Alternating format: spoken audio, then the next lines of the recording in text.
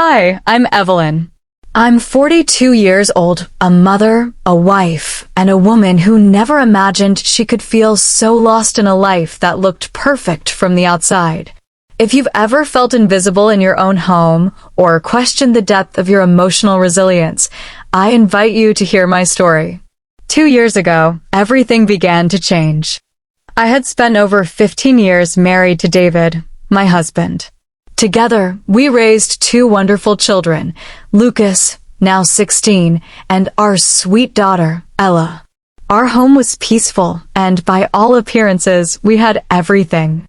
But inside, a quiet emptiness grew. David became increasingly busy with work, late nights, business trips, half-hearted apologies. I told myself it was for the family, but the warmth in our relationship began to fade. Dinners turned into quick exchanges. The silence between us grew. I held the family together as best as I could. I drove Ella to school, managed the house, and spoke to Lucas when he opened up.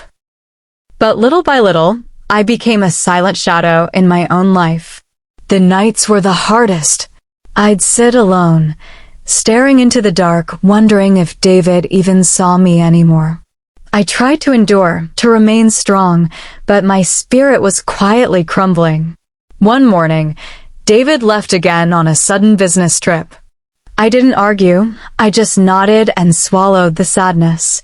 That day, I decided to take Lucas to the beach, a trip we had planned as a family. It felt like a chance to escape, to breathe. Ella stayed with her grandmother. It was just me and Lucas. He asked, "We're still going, right, Mom?" I smiled through the ache in my chest and said yes. The drive was quiet. Lucas listened to music, gazing out the window. He had grown so much, and I realized I hadn't truly seen it until that moment.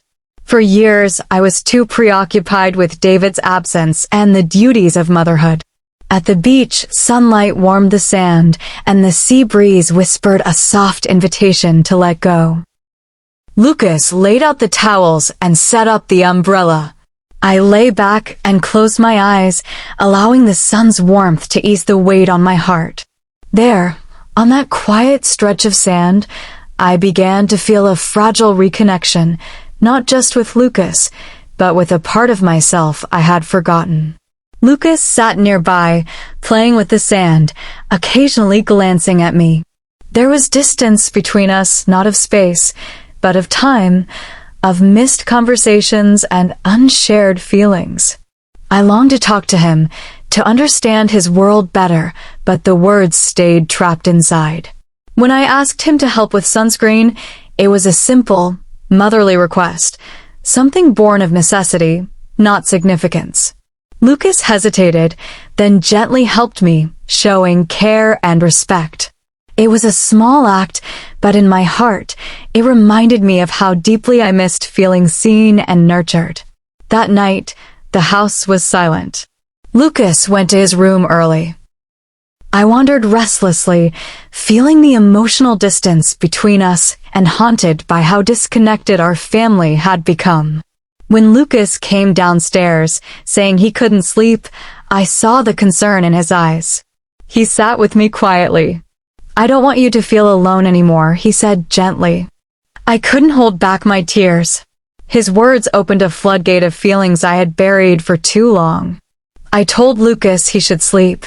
He hesitated, not wanting to leave me alone in my sadness, but I asked him again, more firmly this time. He stood and paused at the doorway. "I'm sorry," he said softly, "for making you feel guilty, just for being loved." And then he was gone. The next morning, as dawn broke, light spilled across the room. I sat on my bed, holding onto the moment and what it taught me. My life, my marriage, my identity, my role as a mother had become filled with silences too heavy to carry alone. But in that stillness, I saw something clearly. It's never too late to rediscover yourself. To start again. To reach for real connection, not just with others, but within your own heart. Have you ever faced emotional boundaries you weren't prepared for? Have you ever felt invisible in your own life? Share your thoughts. I would love to hear your perspective. Maybe, like me, you're searching for a way back to yourself.